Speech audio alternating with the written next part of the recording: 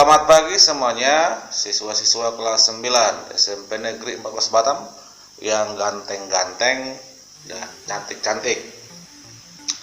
Wah, si Eji Ardiansa, Adis langsung senyum, saya bilang ganteng-ganteng. Si Dela juga saya bilang cantik-cantik, langsung senyum-senyum.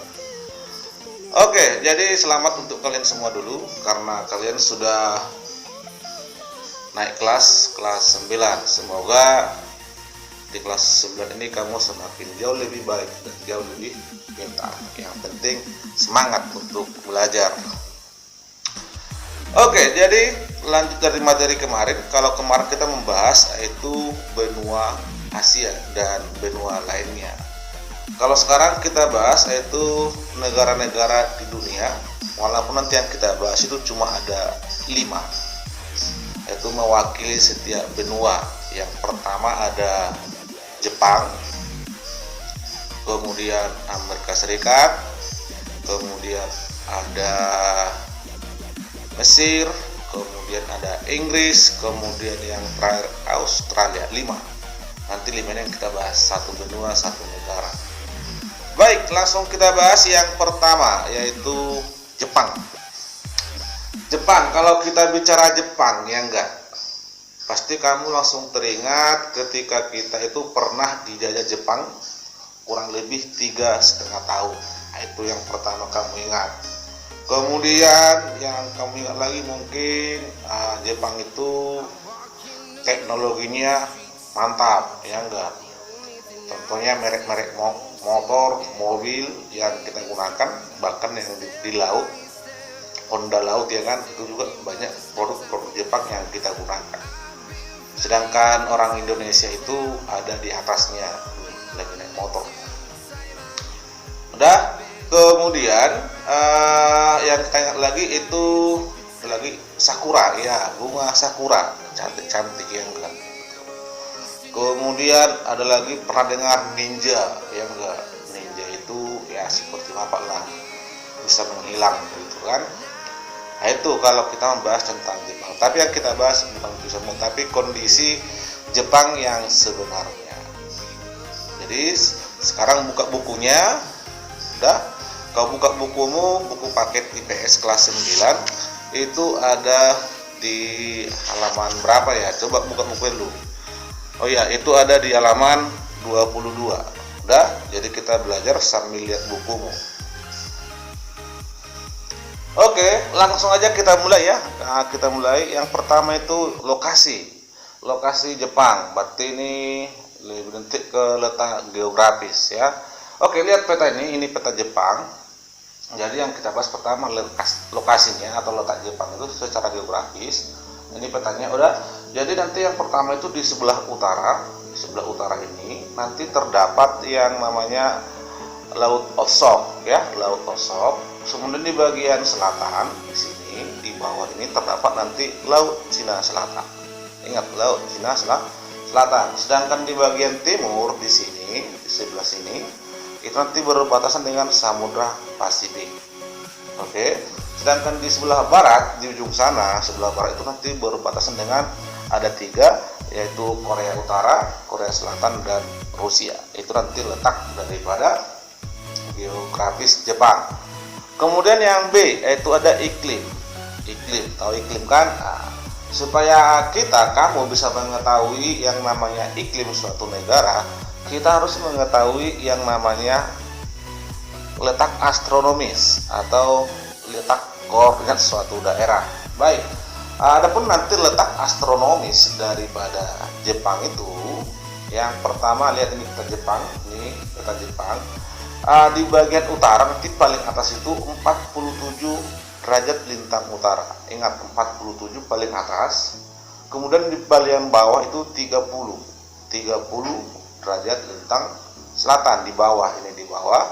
Kemudian di bagian timur sebelah sini ya, sebelah sini 146 bujur timur, 146. Sedangkan di bagian barat di sebelah sana itu 128 bujur timur. Jadi nanti kita tahu dari lintangnya ini tadi 47 sampai 3 sampai 30, yakni 30 lintang utara, kemudian 47 lintang utara, berarti Jepang itu beriklim subtropis atau iklim sedang. Tapi nanti Jepang itu justru ada 4 musim. Ingat, 4 musim. Yang pertama ada musim panas. Siap panas, musim gugur, daunnya rontok semua. Kemudian musim dingin, semuanya salju, dingin, makan es gratis ya enggak. Kemudian siap musim dingin, bersemi atau musim semi, kembali bertunas gitu kan. Kemudian semi apa lagi? Ya kembali ke musim panas. Nanti mulai bunga-bunga sakura itu mekar gitu kan. Kemudian siap itu nanti musim gugur, mulai lagi rontok lagi, musim dingin, salju lagi, musim semi. Itulah berputar-putar selama setahun. Ada 4. Jadi iklim Jepang itu iklimnya subtropis dan ada 4 musim. Sampai sini paham? Paham? Kalau nggak paham, kamu awas. Oke, sebelum lanjut kita minum kopi dulu. Dah, buat kopimu. Kalau nggak buat teh manis, kalau nggak ada air putih jauh lebih baik. Ayo minum. Dan satu lagi, jangan lupa di subscribe. Tekan subscribe-nya, like dan beri komentarmu. Baik, kita lanjut. Tadi udah ada lokasi dan iklim, sekarang kita lanjut bentuk muka bumi dan kita gabung aja dengan geologi ya, karena itu hampir sama. Oke, ini Jepang. Jadi negara Jepang itu negara yang dilewati oleh sebuah sirkum, namanya sirkum Pasifik, itu sirkum pegunungan ya, atau nih cincin bola api, cincin api. Jadi nanti Jepang ini dilewati oleh sebuah jalur pegunungan, sehingga nanti Jepang itu banyak gunung berapi gitu. Dan daerahnya juga banyak pegunungan, banyak gunung berapi dan banyak pegunungan. Dan nanti dampaknya lagi, Jepang itu sering terjadi yang namanya gempa bumi dan tsunami. Ingat, banyak terjadi gempa bumi dan tsunami itu karena faktor letak geologisnya, karena dipengaruhi oleh sirkum Pasifik tadi, yaitu cincin bola api tadi. Tapi ingat, walaupun Jepang itu sering dilanda gempa dan tsunami, mereka sudah siap untuk menghadapinya karena mereka sudah memiliki teknologi yang canggih ya. Bandingkan dengan negara kita ini, begitu terjadi gempa, hancur ya enggak, langsung porak-poranda, morak-marit semua, dan mereka sudah siap. Mungkin kamu udah pernah lihat contoh seperti ini video gambarnya gempa dan tsunami di Jepang gitu ya. Nih. Mungkin kalau itu terjadi di tempat kita, mungkin berlomba-lomba lah mencari tempat paling tinggi atau tempat paling aman. Itulah nanti bentuk muka bumi Jepang itu banyak pegunungan. Nanti yang paling tinggi namanya Gunung Fujiyama ya, Gunung Fujiyama ini, Gunung Fujiyama itu romantis, ini dekat dengan Tokyo. Paham? Ini nanti tentang apa? Tentang bentuk muka bumi dan geologis Jepang. Paham sampai sini? Sebelum kita lanjut yang berikutnya, coba lihat bukunya lagi ya. Oke, baik, kita lanjut lagi, itu tentang flora dan faunanya. Ingat, flora dan fauna Jepang. Flora dan fauna Jepang itu bisa dikatakan masih banyak karena mereka itu 67% dari Jepang ini, lihat, 67% dari wilayahnya ini masih hutan. Walaupun mereka itu negara industri gitu. Kenapa? Karena banyak pegunungan, sedangkan manusia itu tinggal kan dengan dataran rendah atau yang datar gitu. Jadi banyak pegunungan karena banyak pegunungannya gitu. Dan mereka tahu dengan lingkungan, menjaga lingkungan tetap baik. Dan nanti ditemukan di sana banyak jenis-jenis hewan dan tumbuhan, walaupun jumlahnya sudah mulai berkurang. Tapi intinya Jepang itu menjaga stabilitas atau menjaga lingkungan. Itu nanti Jepang itu flora dan faunanya. Ini gambar-gambar tentang hewan atau fauna yang ada di Jepang. Ada ini, lihat beberapa semua nih. Yang penting ada yang mirip dengan wajahmu ya.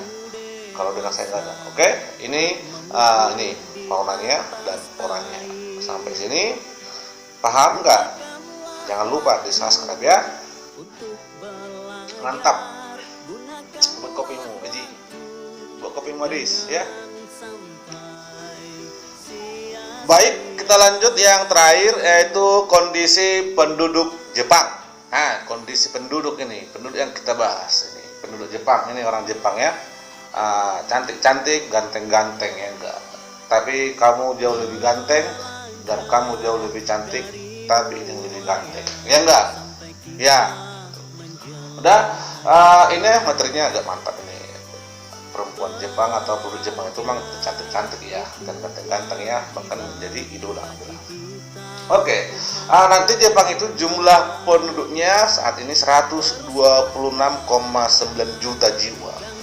Banyak kan? Dibandingkan dengan luas wilayahnya ini termasuk padat. Apalagi Jepang itu tinggalnya berkumpul atau berkelompok di perkotaan karena mereka itu negara industri. Dan kita udah bahas tadi 67% itu masih hutan ya enggak. Artinya 33% yang ditempati oleh manusia. Berarti bisa dikatakan padat ya enggak. Dan jadi kalau kita lihat penduduk Jepang ini kebanyakan yang tua. Kebanyakan yang tua. Kenapa? Karena mereka ini mengalami masalah penduduk, yaitu rendahnya tingkat pertumbuhan penduduk. Bayangkan nanti bisa kalau di bukumu minus 0,1 sampai 0,1 aja pertumbuhan penduduknya, bisa dikatakan berkurang gitu. Jadi nanti di sini banyak yang lebih tua. Jadi ada kurvanya yang umur 60 tahun ke atas itu lebih banyak dibandingkan yang muda. Ini yang muda ini. Jadi lebih besar di atas daripada di bawah. Kenapa? Karena mereka tuh punya prinsip, punya anak itu repot gitu enggak. Bandingkan dengan Indonesia, kalau Indonesia kurvanya seperti ini, lihat. Ini di atas kecil, di bawah besar. Artinya nanti di sini yang lebih muda itu lebih banyak daripada yang tua. Kenapa? Karena pertumbuhan penduduknya itu sangat tinggi, sangat cepat gitu. Kenapa? Karena mungkin itu tadi ya. Karena buat anak itu gampang mungkin ya gitu. Itu mungkin bagi Indonesia, tapi bagi Jepang tidak berlaku. Jadi resikonya apa bagi Jepang? Resikonya kekurangan jumlah penduduk. Bahkan nanti makin tahun bisa berkurang jumlah penduduknya. Yang jelas itu berdampak ke bidang industri, karena industri itu butuh yang namanya tenaga kerja. Itu yang masih muda-muda, bukan yang tua-tua. Jadi lihat gambar ini yang tua, ini yang muda. Jadi lebih banyak yang tua daripada yang muda, gitu kan? Nah ini yang muda cantik yang enggak gitu. Oke, itulah masalah penduduk Jepang, lebih banyak yang tua. Oke, sampai sini paham? Paham kan? Nah, paham. Kalau belum paham, baca bukunya lagi, dibaca ulang-ulang, dan ingat selalu semangat untuk belajar, semangat untuk jadi orang pintar. Udah, dan bosanlah jadi orang malas. Ingat, bosan jadi orang malas, bosan untuk main-main, bosan untuk main game gitu. Dan jangan kebanyakan main TikTok. Oke? Jadi pesan saya terakhir untuk kalian, jangan lupa untuk selalu belajar. Kita lanjut materinya minggu depan, yaitu tentang negara Inggris. Tempat Bapak waktu SD ya, Inggris. Oke, sampai sini, sampai jumpa lagi pertemuan selanjutnya, pertemuan yang ketiga. Semangat belajar terus. Oke, keren. Hidup ini sampai